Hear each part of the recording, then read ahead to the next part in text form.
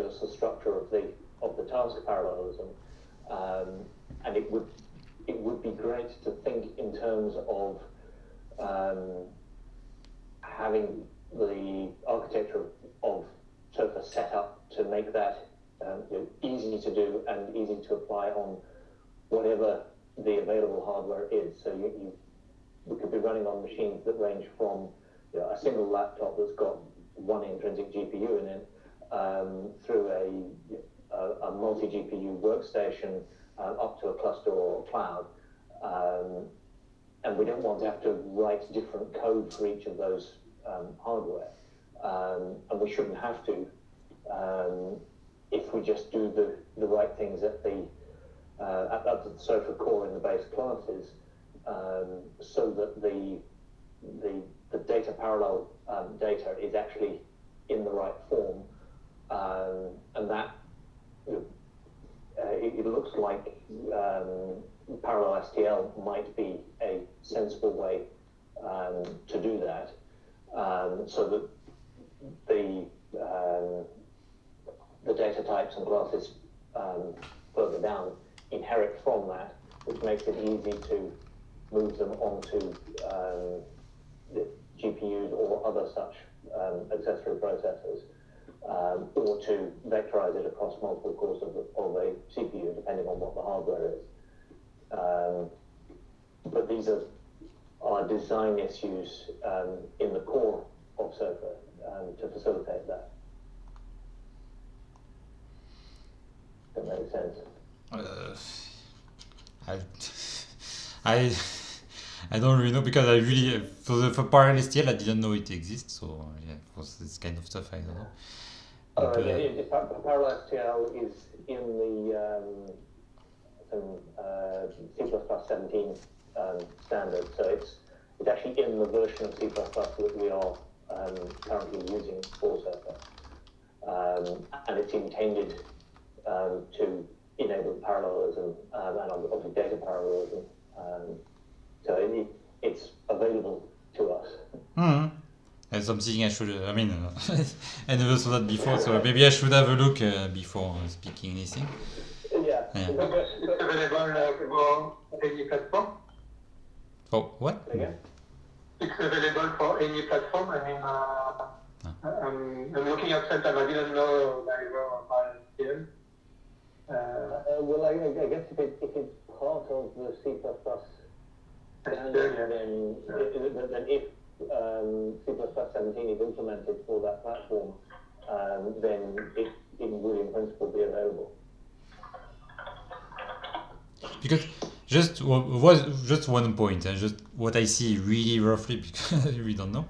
But if we do the bridge with the SOFA NG things, basically what you are saying is that we could use STL things, so parallel STL, STL things, as it was not parallel. Like say vector, if I use a parallel STL vector, is the same API or what?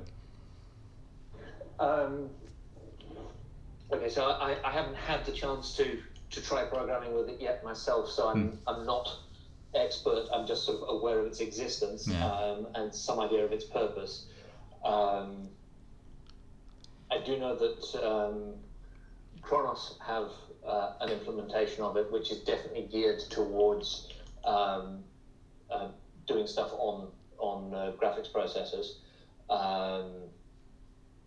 So I'm reasonably confident that it's supposed to work. I haven't had a chance to test it, but I can also see that the structure of what we're actually trying to do in SOFA lends itself to this parallelism. What it would mean is that you then write most of the functions that process that data as kernels, so they're written for data parallelism, rather than writing them as an iterative loop, so that you don't confuse things which are necessarily iterative because each step depends on the previous one, with things that are actually data parallel and could therefore be parallelized optimized on whatever the available hardware is that the user is using. Because if it was the same API, and I mean for like a really trivial algorithm like don't know, sort or don't know, fill or destroy or generate, I mean I see the API.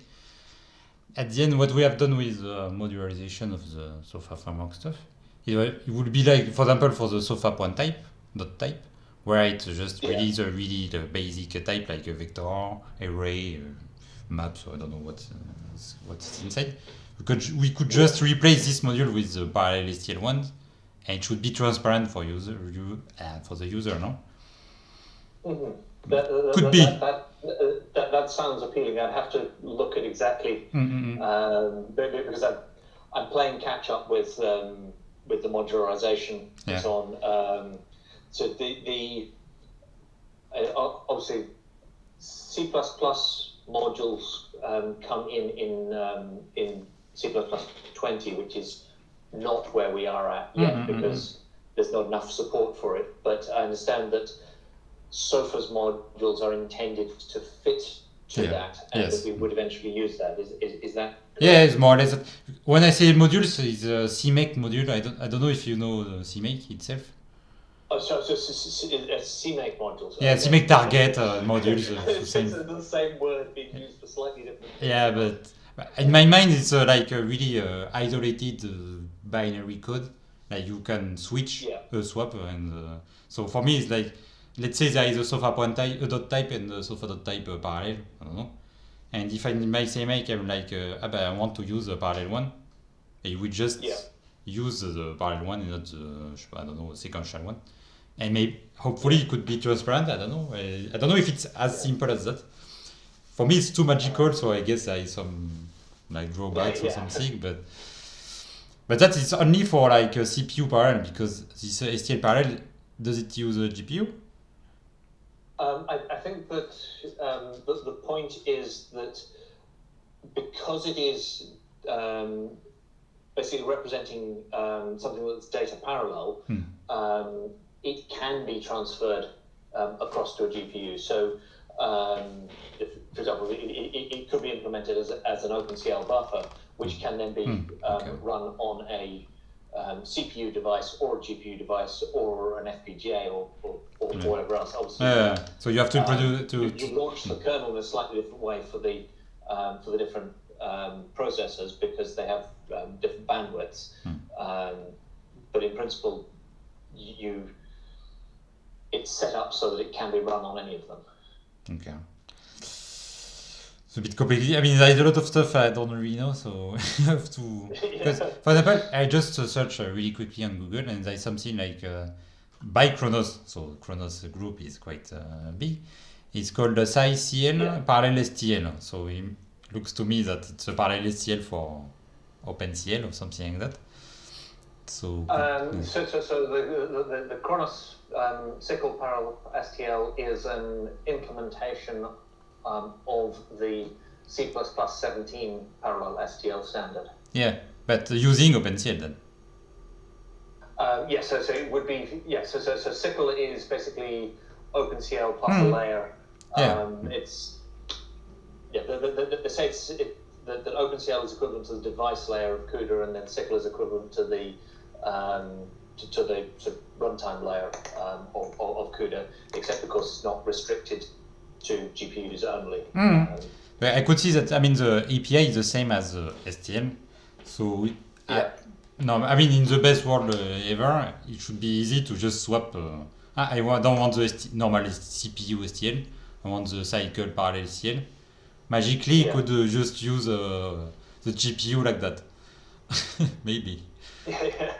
Well, the things which actually determine whether or not a GPU does something efficiently or not is something.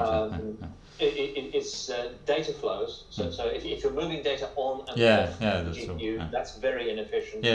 And ordered read writes are also very important. That's why the fast particle models actually sort all the particle data in the memory so that in each time step, even though the particles have moved and are no longer interacting with the same pairs of particles, the current pairs of particles that are interacting are ordered in memory, so that the read-writes remain efficient. And then other things are being careful with conditional statements so that you don't have your long branches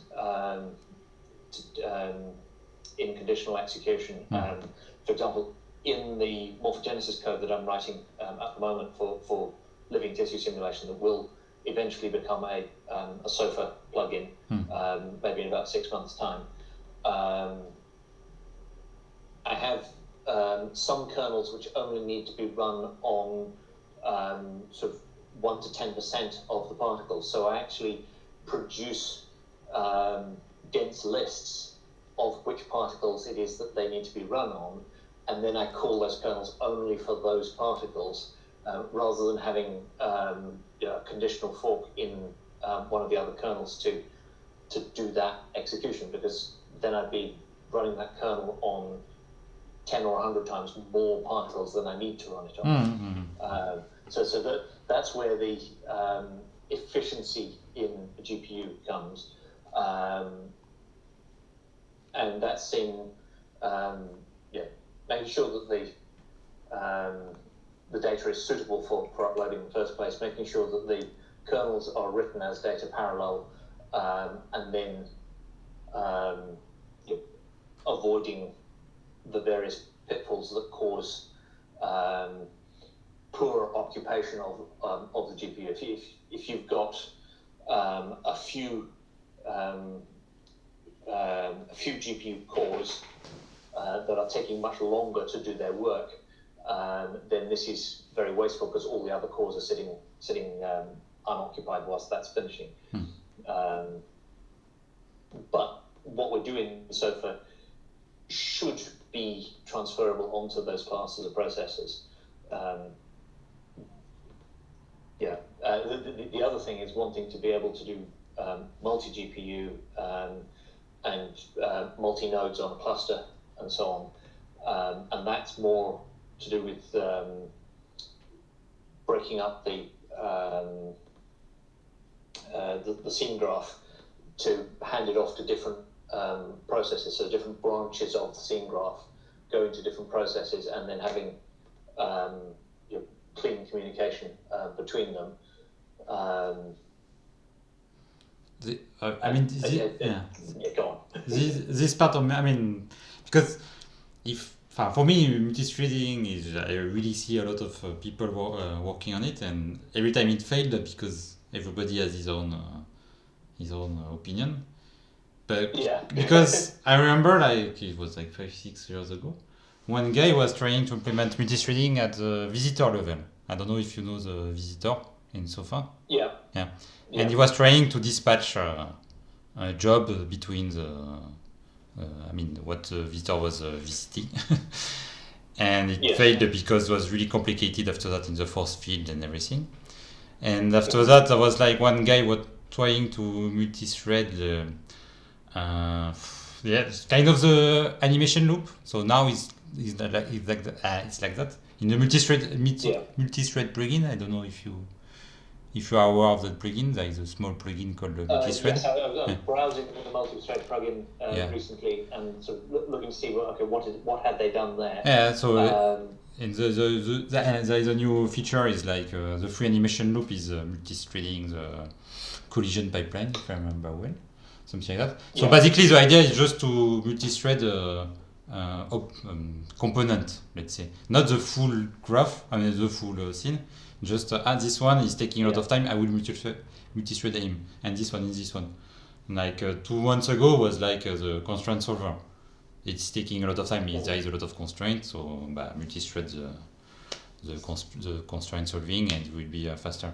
But at the end, there is no multi-threading of the whole scene itself, because I guess of the data sharing and things like that. So I'm a bit concerned that if you want really to hit the core of SOFA, really huge task, I mean, really, really huge. Yes, yeah. I mean, I'm kind of waiting for SOFA NG to basically make SOFA easier to understand and easier to develop. But that part, I don't think it makes sense to do this before SOFA NG has cleaned things up. You could see that, you know, the previous subject on the matrices. It was really, I mean, it's just the matrices itself. I mean, it's not the whole SOFA. Huh? It's just the matrices, and it's really a huge topic. I mean, really a huge one, and they don't still agree about how to do it. So I imagine if you want to introduce a multi-thread at the core of SOFA will be so big task. I mean, maybe, but want people to think about it before they're being pressured to commit to one way. Yeah. One of my thoughts was actually to have, if we have a virtual class that is used to divide the scene graph into processes that can potentially be running on different pieces of hardware depending on what the host computer actually is, but this if we've got. So go on. No, go. It was just go. And if you have that virtual class, then you can have people can write different implementations of that class, or they can not insert it in the first place and just have a conventional single-threaded SOFA. Yeah. But basically to set it up so that just as with the rest of SOFA, you can choose the different components you want to put together, because there are classes that then have multiple different implementations, many different solvers and many different visitors and so on. We keep that kind of flexibility to how SOFA actually does things.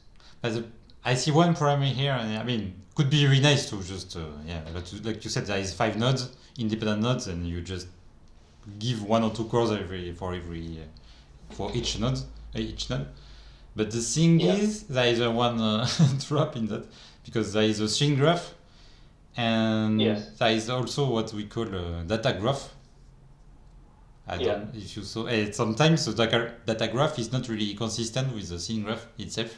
So sometimes there is some data shared between 2 nodes. You know what? You see what I mean? Could you give me an example? A common example of that? Well, right now, not really, but sometimes. I mean, that it depends. Actually, it just depends the scene. You know, if it's just donuts falling on the floor, I guess you can really easily multi-thread each donut, and that's it. For example, if you have imagine you have a simulation where you have 2 organs, and you want to create elastic between them. So you will need to share some information from one node to another.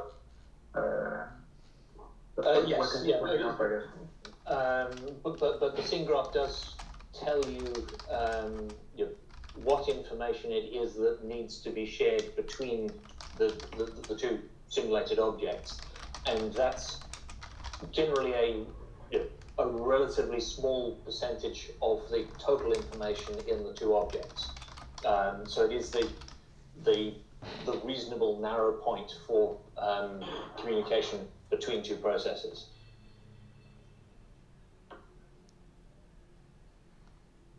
Yes,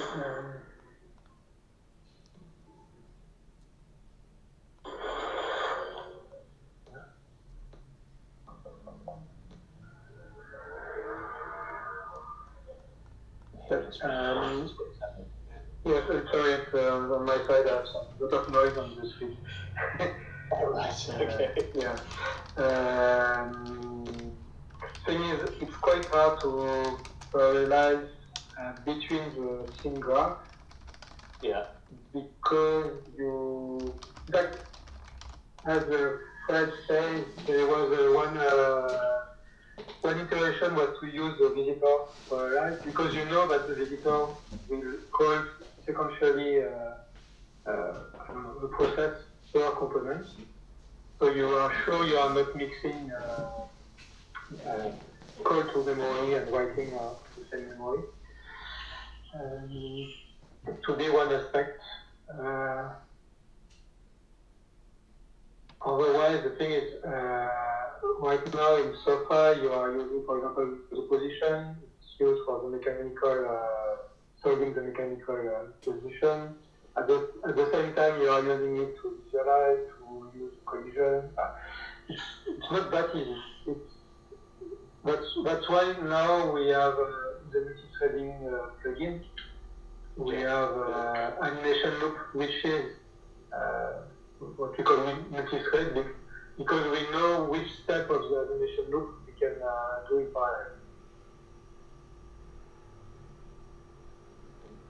Not hearing much. Are you still there? Yeah. All right. Yeah, and the well, when you look at the scene graph, you typically have various sort of objects. You may have sort of a liver and a rib cage in one of our common simulations, and some intestines and stomach and so on that are all sitting together in the abdomen, and each one of these has a mechanical object that is that holds the data of that part of the scene graph. It has topologies, and then it has to have the physical simulation, and then it has to have the rendering, and it has to have the collision with other objects and so on. But it does actually form a block of stuff that has a lot of processing that can be done in its own process, and then it needs to exchange the collision information in time for the other objects that it's liable to collide with, and then process the next step. This is quite similar to the halo exchange that is done between GPUs that have, for example, a particle simulation divided between two or more GPUs. That there are certain pieces of information that need to be exchanged between the two GPUs at various steps of the simulation per time step, and although that amount of data is not trivial, and it does have to be coordinated so that each thing receives the information that it needs on time, it is still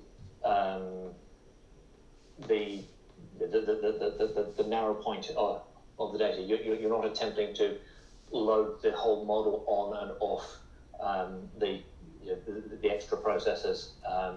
It's only particular information that needs to be exchanged at each step, and the scene graph does provide pretty much that information that is required.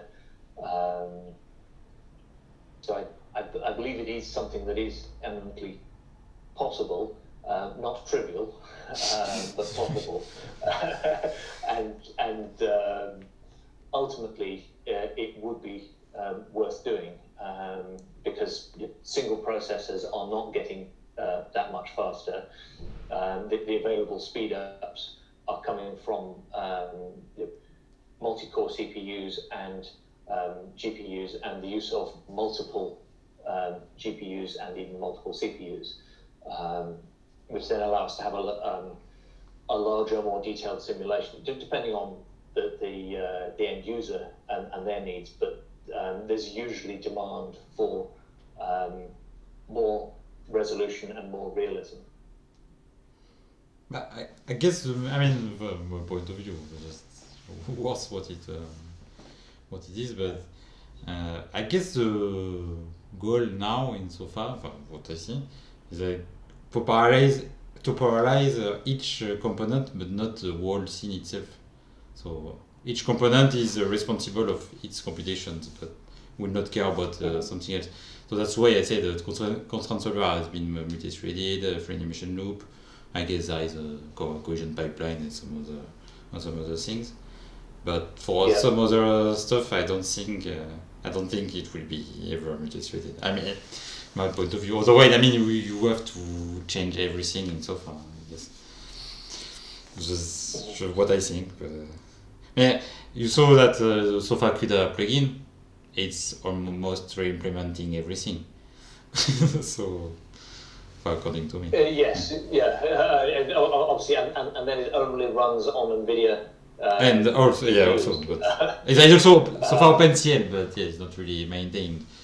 But at the end, you need something, but you just re-implement the component to, I don't know, to make a SPH faster, I don't know, something like that. Yeah. But at the end, it's not global multi-threading. The SPH that I have at the moment runs a million particles at sort of crazy real time on a Tesla P100, so actually quite an old Tesla now.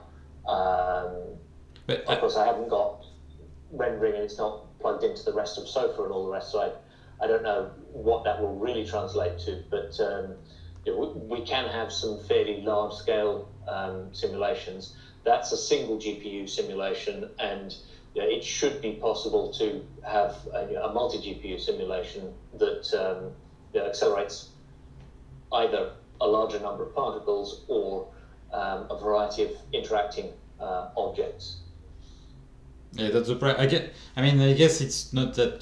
It's not that difficult to manage a lot of points. But after that, if you want to add a collision and then a realistic rendering and then I don't know constraint and then you want to add a lot of things in the same time, it becomes really difficult to multi-thread everything in the same time with the same memory or I don't know what. Yeah. So that's why I guess nobody did it before, because I think it's too complex.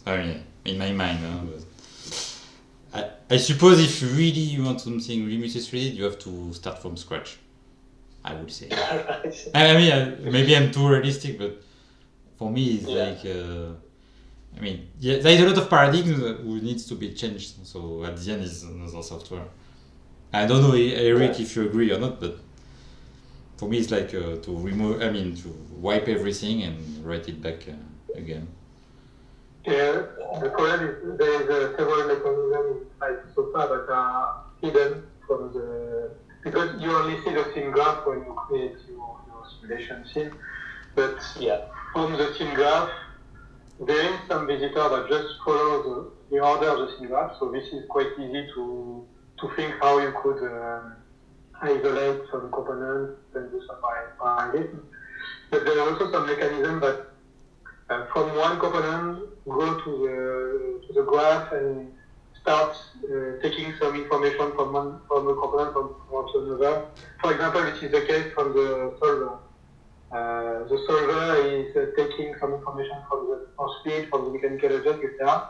And it's not necessarily in the same order as the graph. So this is still possible, but there's plenty of mechanism to handle at the same time to be sure that they won't. To be sure that they won't write in the same memory case. That's the basic things from multi-threading. And so that's why we can see some first approach, but there's still a lot of things to do, and it's not easy to find the good place where to start. That's the thing. Yeah. And also we need to think about the existing users. If you arrive, you say, okay, let's change everything. Like that. You want to be making changes below the level of the users so they don't even see it happen. And right now, the strategy so far is more to look at which part of the simulation, which components are very heavy, I mean costly in terms of time computation, and then try to parallelize those guys. That's why we have some GPU implementation, for example, of some force field or solver with external libraries, because parallel, to make the full sim graph in parallel, maybe it will take a lot of time, and maybe you will not solve the main problem, which is usually it's more on the numerical solving at the simulation type or collision. It depends. It really depends on the thing. And that's why it was one problem when we started paralleling the animation loop. We at one point we said, we can do the collision on one side and do the west, computing the west position, having the free, what we call the free position of objects, or position depending only on the numerical resolution, but not taking into account constraint or collision. So we said, okay, we can do both, but depending on the scene, sometimes you have the collision might be instantaneously, whereas in other scene, the collision that takes all the parts, and so it's quite hard to find the good balance. Right. Yeah. So load balancing is is sort of the key thing after that. Yeah. I thought that what you would do is again. There will be multiple implementations of different load balancers. Therefore, you would have one sort of parent virtual class and then multiple implementation classes. And the first implementation class would be a simple manual static load balancer where you just say, I will put this one here and this one there. And you can set it up for a particular simulation on a particular machine. And then when you have some experience as to what the different loads are, then you can start to write dynamic load balancers, both for the for the task parallelism and for the data parallelism. So if you've got 3 GPUs that are processing a large finite element model, for example, and you find that they don't actually need 3 GPUs, then the task parallelism might take one of the GPUs away from them and use that for some of the collision processing or something else, depending on what, or some of the other objects in the scene. So the two can interact. And of course, at the level of the data parallelism, it's about balancing the load, how much of the mesh is on each of the 2 GPUs, or how many of the particles, depending on what it is that's being simulated. But that's also the problem is also so far it's made for interactive simulation, so you will never know. Yes. If 90% of the time will be in collision or 90% in the liver modeling, I don't know, something like that. So it's, for me, it's unpredictable, like where to put the most resources. From point of view. And, sorry, maybe you said it at the beginning, I was not there. What kind of application you are targeting? I mean, why do you need heavy lot of power, simulation power? All right, so I'm writing this Morphogenesis Simulator, which is it's basically starts off with SPH, but it also has springs between particles, so that I can then make fibroelastic tissues. So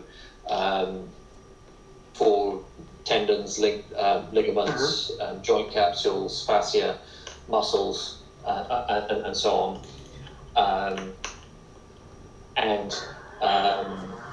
It's also a living tissue simulator. So I've got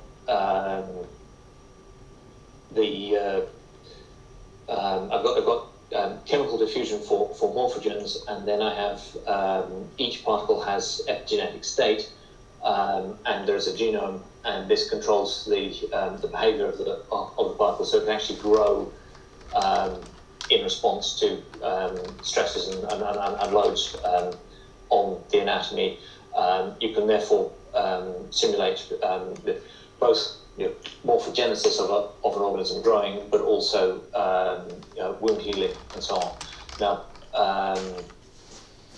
some of those things can be offline simulations, but then in terms of, for example,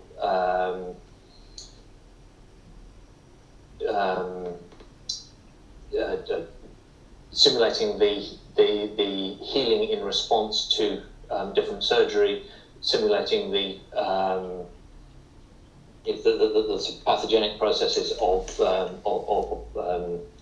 different injuries and so on. These may well be real-time simulations, and you would have people interacting with them doing surgical simulations, for example. It's also a way of generating these fibroelastic models. So although the growth and morphogenesis may take long periods to simulate, the anatomical models which are generated that way have these fibroelastic tissues that actually resemble the real tissues in interesting and useful ways for surgical simulation. I also have other applications for this in machine perception. So the idea of actually linking such a model with computer vision and actually building the model from visual and tactile data. So it's actually about a machine that can perceive the physical world, not just its 3D surface reconstruction, but also its material and mechanical structure. So yeah, I would be doing things that would be real-time fast. Okay, but you are already using SOFA, yes? Well, certainly for haptic interaction and so on, it makes lots of sense to be plugging in to SOFA, because you already have the haptic interaction, you already have the graphical user interface and the everything that SOFA is. For other things, it may not actually be including SOFA in it for all applications, but the ability to then take so for example, with the machine perception through visual tactile interaction, you could actually capture anatomy through dissection. So you would put strain gauges on the anatomist's instruments and visual tracking balls, so you can track their position very precisely. You therefore know where the instruments are and what force they're applying. You can also see the free surface of the anatomy specimen that is being dissected, and through the process of dissection actually capture the material properties and mechanical structure of a piece of anatomy, and actually have it have a anatomy simulation model that is actually justified from measurement data from the process of dissection. So we get some very realistic anatomical dissection that way. Okay. Does that make sense? Yeah. Yeah. Okay, and so you...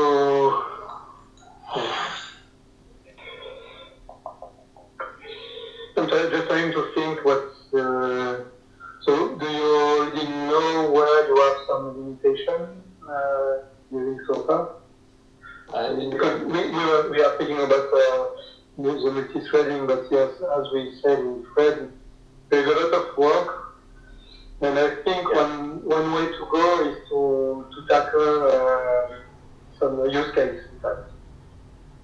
Some use cases. When it's essentially once you can do that kind of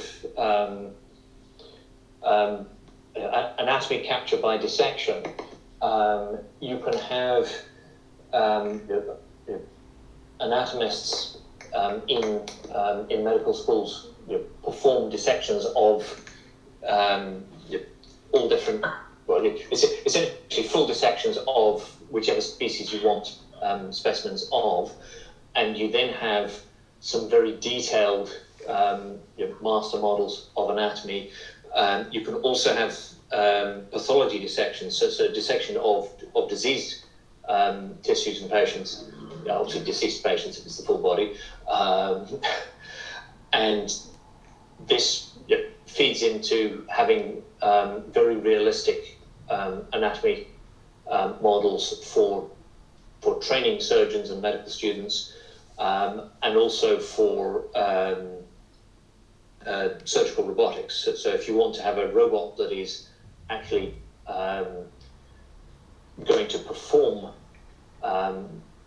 surgical procedures of any sort, then it needs to have that very good understanding of the body at a material and mechanical level, as well as a semantic recognition level on top of that. So that's the sort of directions that I'm going with this.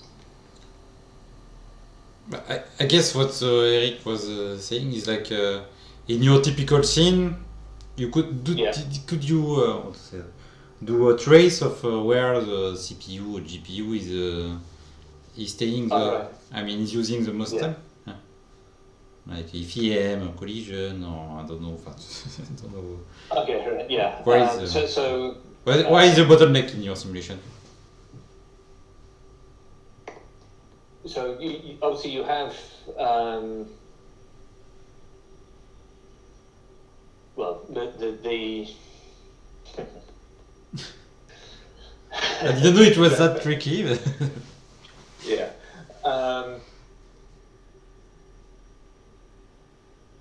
Well, there's obviously rendering of each object. If you want to have good visual realism, which is connected quite closely to the physical simulation that determines the shape of that surface. So for a given object, those two probably belong together on the same GPU or set of GPUs. So if you've got 4 GPUs on one node of a cluster, then they may have the particles of that object divided evenly across them, and then the visible surface also divided evenly across them. And then you may have other stuff in the scene that maybe separate objects in the scene graph that would go on another node of the cluster, for example, and then that's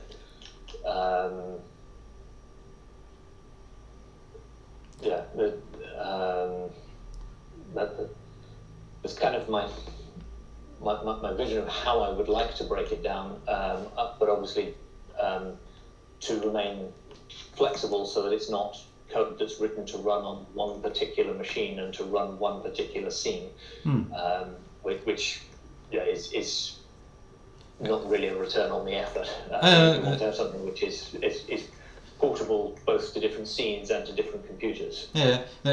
What I wanted, maybe I read as well, but what I wanted to ask is in the algorithm of your scene, I mean your simulation, where it's the most time consuming? I mean CPU consuming, GPU consuming. What is the most complex stuff in your scene?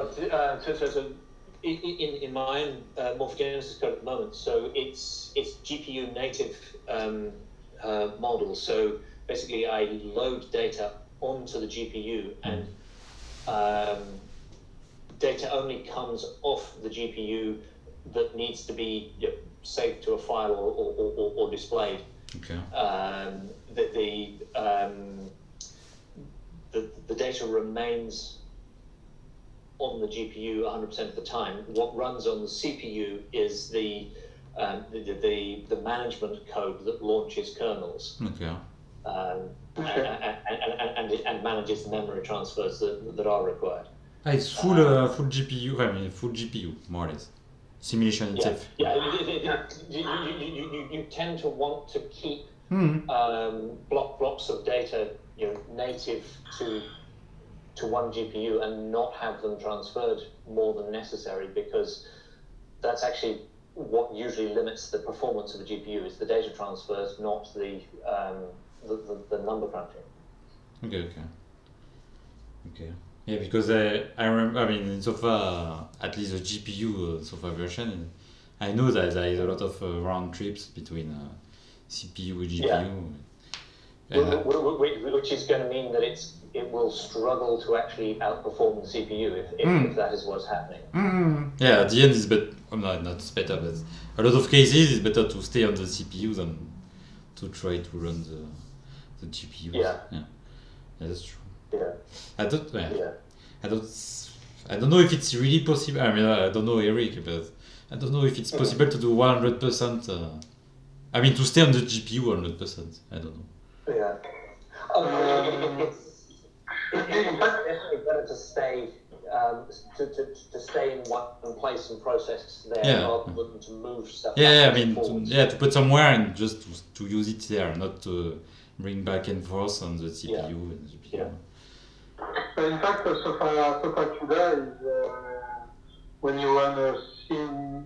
I mean, if all your components have been written in GPU, so when we say written in GPU, it means that the components know how to handle the kernel and where to find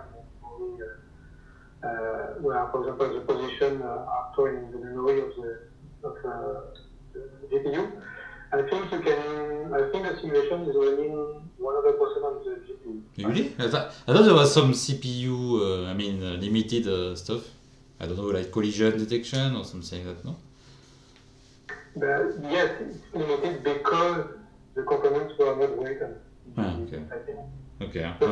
Normally, if everything is working on GPU, you only need to come back to CPU when you are copy pasting the memory, in fact, from one kernel to another. And even I think now you can do it with the thing on while some kernel are working. You should be trying to save to device memory and not taking it down to the host memory, because but I'm quite sure that the initialization of the Sofa CUDA scene it copy everything on the device, and then you don't get out of the device except maybe on Sofa there is a visualization where you come back to CPU, but I'm not even sure. Well, this could be the rewrote, and just to use the memory. It should be that your physics kernels pass data directly to the shaders without coming off the GPU. It could be, and that is certainly possible for both CUDA and for OpenCL SYCL to pass things directly to shaders without coming off the GPU. In fact, Fred, we can write one point to do for CUDA. Maybe it could be nice to profile, a typical. I know I created the reverse scene in CUDA. It could be nice to profile it to see if it's full GPU or how much is done on GPU and how much is done on the CPU. Yeah. But I agree. The thing is, for me, I see a few problems. It's like at the beginning, the discussion was like more how to forget it's NVIDIA or not NVIDIA. It could be AMD, it could be CPU. But that is one point. Maybe we don't really care for now. We can see it later. The thing about that is that the user doesn't want to have to know how it works, and the developer doesn't know what hardware the user has.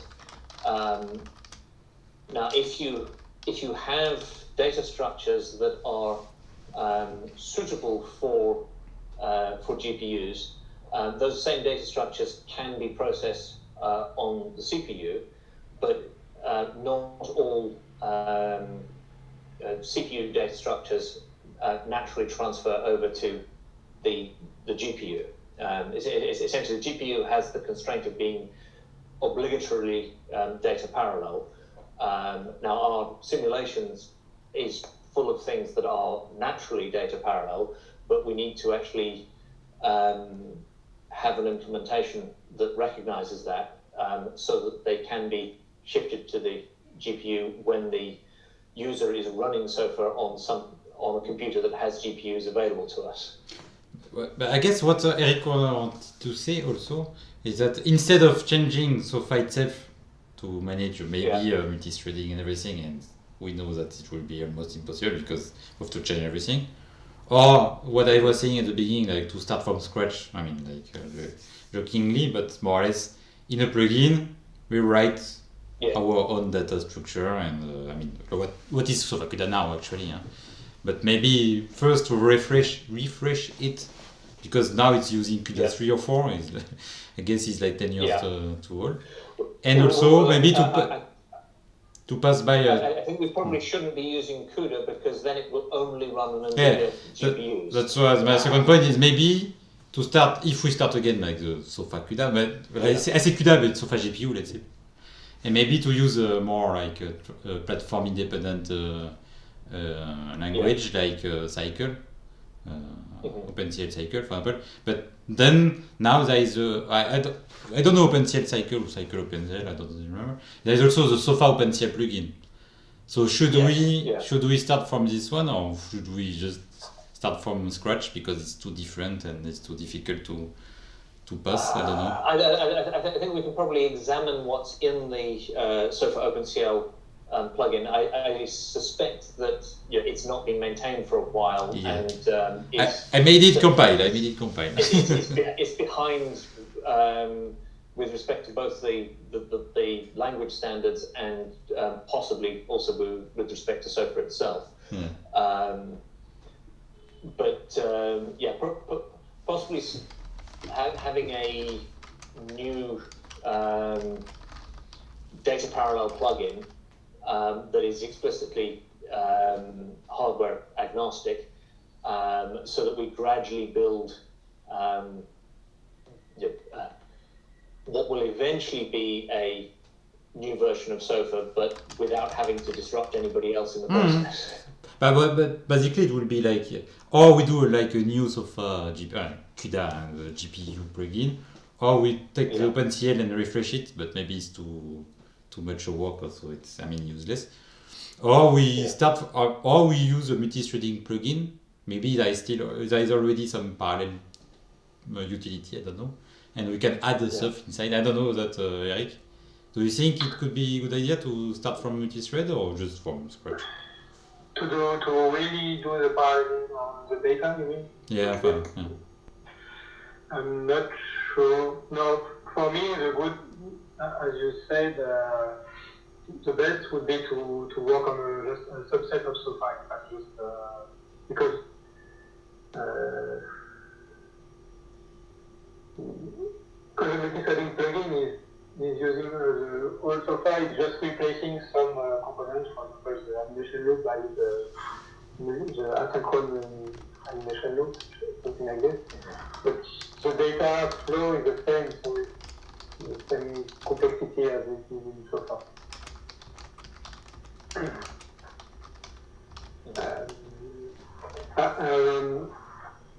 I don't know, in fact, because it's really not my. I'm not expert in this. But that's the problem of that group. I guess, Nick, you're the only one really expert on that. I mean, me, I'm not really an expert. I mean, I just know the theory. I mean, I know the language. I know what is it, but I never really developed a lot. Eric, maybe a little more than me, I guess. But I mean, there is Adrien. I guess you know Cortequis is much more an expert than us, and I guess some guys in Insimo or something like that. So you should Yeah. speak with them, because us we kind of guess what we should do and the architecture and how it could it be coupled with sofa. But the inside really I cannot say. In fact, the first problem for us it is that it's very hard to understand. I mean, where all the data are going. I mean, there is no clear, for example, data graph saying, okay, for example, the position is used in the mechanical object, then it's passed to an engine, then to the solver, etc. We don't have this representation, so it's quite hard to say, okay, we need to start parallelizing this the data from there. So I don't know if from your knowledge you know maybe some tool or I don't know a library that we could use to inspect, in fact, when the simulation in SOFA. Because, for example, when we speak about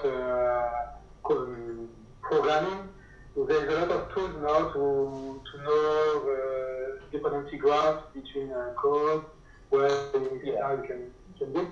But at the one time, I don't know if you have some tools to be able to follow what is happening in SOFA when it runs. Yeah.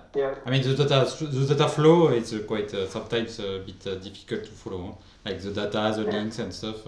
When it's copied, when it's not copied, because there is a copy and write mechanism, something like that. So you don't really know if you are handling a copy or you're just getting a pointer but read only, so you can just read it but not write it. So there is lots of stuff. Guys, I still 20 seconds, so we have to wrap this. So I guess there will be a discussion Tuesday and Wednesday and Thursday. Yeah. So I don't know if I will be there, but let's see what will happen. Yeah. It sounds like I need to study the core of SOFA a bit more than what's just in the documentation. But yeah, that and maybe how to start with a new plugin. You are now muted. You are now unmuted. Okay, I thought that for a moment we were gonna be not kicked out for this session, but it finally ended the same way as the rest of the sessions. C'est violent, hein, c'est violent. Yeah, that's. Faut le savoir que ça finit. Yeah. It's a good way to stay in time, but it's definitely super violent. Thanks a lot, François. Thanks a lot, Maxime. Thanks a lot, Olivier, Christian, for the discussion on constraints. It was a good, I think, following from the matrix assembly part. Johnny Coe, sorry, I forgot you. How could I? And yeah, we tried to add already a few objectives, just so that you know, especially Guillaume and son for the list of objectives. This one I think is really too linked to the matrix assembly. It's some kind of one single topic that would be, I think, finally addressed a bit all together. But yeah, that's just so that you know. You have the right presenter, Guillaume? Or Yes, it's me. Yeah. Okay. But you can take it if you want. Okay, so for today, we're gonna end here. We are just a bit late already. So thanks for everyone for joining.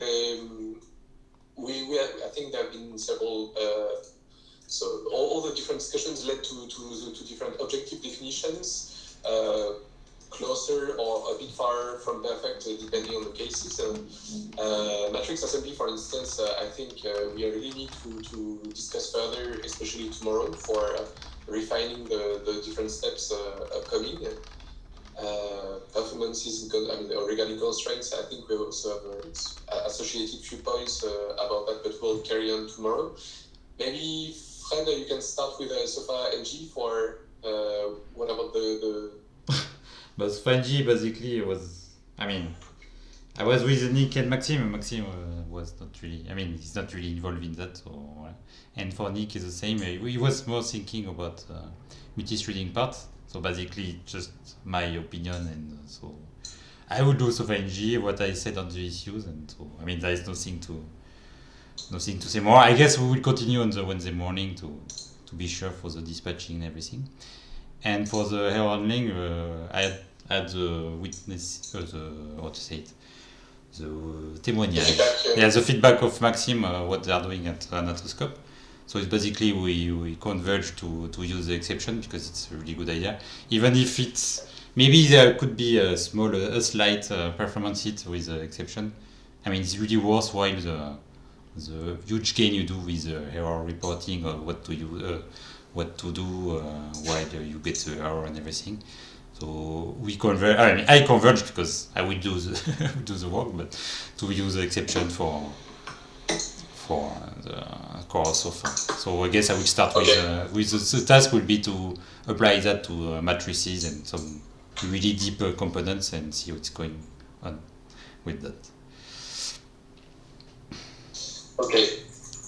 Thanks, Fred. Thanks a lot. And that could be also the opportunity to report that in the SOFA dev meeting and discuss that for the week. Yeah, these two. I mean, roadmap task will be like coming back regularly to the SOFA dev meeting. So. Mm-hmm. Yeah. Right. Cool. Again, guys, for feedback about SOFA NG, we do not hesitate to provide feedback about the design that has been proposed and so on. I think again, it's going to be basically the future face of SOFA. So your feedback. For me, my mind is like if I don't have any feedback, I do what I want and what we get. What the guys in Wednesday morning is saying. So that's why. That's also why I'm insisting here. Okay, thanks. Coupling between SOFA and machine learning. So I think here, I don't know if Robin is still around here. I see he's connected but without a mic, so I think he did not join the room directly. We need his actually feedback here about objectives, what he is going to be really active on here, but we already identified at least two parts that he would be interested and it would involve collaboration also with DevOps on the discussion on client-server architecture and deployment on grids. That was things that were actually interesting, meaningful, and actually expected for his work. That was one, and further discussion also on the parallel between deep physics and the approach of training phases compared to what is done in model order reduction. So that could be another task of discussion. But yeah, having his objectives here, I think should be a bit refined. I'll get back to Robin for that.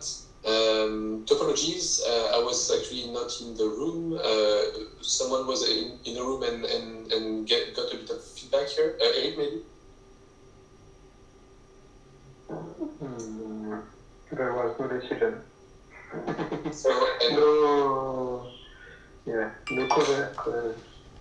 No convergence here? No convergence. Okay. Yeah, okay. Something clearly specified because, for the most part, it was exchanging experiences with what was attempted with combinatorial maps in SOFA back in the days, like by Mimesis team. And basically, there's what I think is difficult here is, or what we haven't identified is really what would combinatorial brings exactly as I would say as a plus to the overall implementation of topologies. It's clear that there would be advantages, but they are not clearly. I would say there is no use case which describe this is what we cannot do now, and this is what this new implementation would address. I think that's what was missing from the discussion. Mm-hmm. Okay, just would that not be performances basically that it brings combinatorial maps? No, for me it's mostly can be ease of use, the way you describe adjacency relationships, which is more natural with this data structure of combinatorial maps. The fact that it's easier to maintain when the topology changes. this sort of thing. So, but basically we didn't came up with a clear use case which demonstrates that. I think it's a better solution when you want to address adjacency. It's also good, for example, if you want in the middle of simulation of your simulation, you want to refine your mesh, for example. I think what they said also is that you don't need to specialize depending on the type of element you are using, the geography of freedom, etc. But there's I think we really need another time to continue the discussion because we are really in the middle of the discussion. Okay. And did you already plan it or because? I think Jean-Nicolas says. Yes. Because we it's Thursday 1:30, I think. Yeah. Because here it would be parallel to the Python base. Isn't it already Stefan that wanted to talk about that here? The Python base. I still have not received a confirmation from Stefan, so I just know that Eric and Florence are okay at 1:30. Okay, that's okay. That's what matters. Okay, so let's keep this day 3 Thursday 1:30. All right. And so do not hesitate to get back to the documents once you will rediscuss all that to complete the notes and to complete the roadmap. What about the user experience? It was yours, Guillaume, right? I mean, you were in the room, I think, along with maybe Alexandre. Yeah. So we discussed a bit about documentations. We listed a few things that could be improved in the documentation and around the documentation, how documentation is brought. Mm-hmm. Of course, we listed what I plan to do and what I spoke about this morning. So everything around the external plugins, how to work with external plugins and how to help the plugin developers working with in their repository and how to help them build binaries that are compatible with SOFA binaries. We listed a few SOFA Python 3 targeted tasks, like documentation-oriented tasks, and create an example plugin about how to create a plugin based on SP3. And what did we list? We spoke a bit about GUI, and of course we spoke about SOFA Qt Quick. So the end of this topic was if someone or a few guys are interested in bringing back this project to life, it would be very, very welcome. It would be very nice. Okay. And just about just the first thing you mentioned about doing the documentation. I had a remark for someone and I didn't know really how to answer. He was saying, when a user like find usage, has understood the usage of the component and want to contribute to the documentation,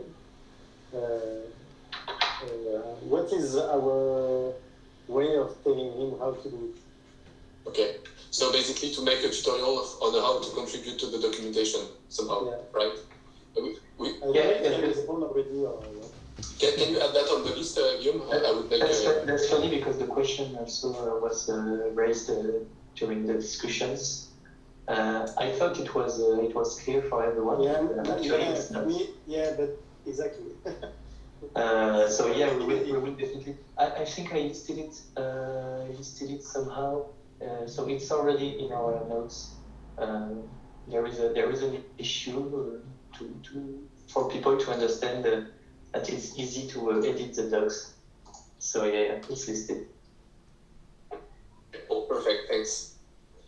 I'll skip because I already mentioned them, and objective needs definitely to be refined here for the brother and sister matrix assembly and constraint solving. And finally, for cable simulation, Younes, are you still there? I see your mic deactivated, but You are now on But I can speak for Younes. Okay. I mean, I've done the notes. Not really. I mean, I'm not involved in the roadmap, but I've done the notes. So we spoke about Coursera, plasticity. Nick were telling some feedbacks from a practitioner and everything. So we saw implant, cochlea. So the people who will be involved in that roadmap task will be Younes and Camille. And the 6th objective which has been planned is adding plasticity to the model, to go from a linear model to a non-linear model for the mechanical point of view, do some cleaning with the unit tests and the black box tests and everything, to clean the scenes inside the plugin, to have a better packaging with, to inspire from Caribou, like to have releases and everything, and maybe for the next release or next release to remove all the Python to related code. So cleaning basically, cleaning the CMake and dependencies. So this is clear. Okay. Your rooms were actually clear, Fun.